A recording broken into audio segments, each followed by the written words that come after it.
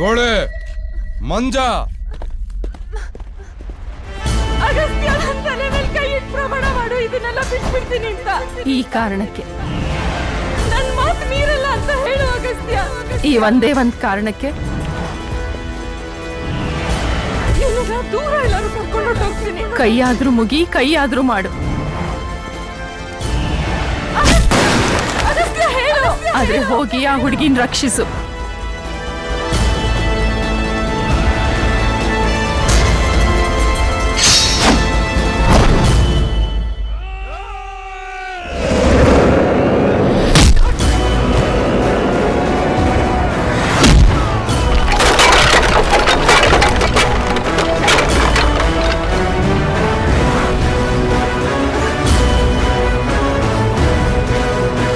ನಿನಗಿನ್ನೂ ನಾವ್ ಯಾರು ಅಂತ ಗೊತ್ತಿಲ್ಲ ಕಣ.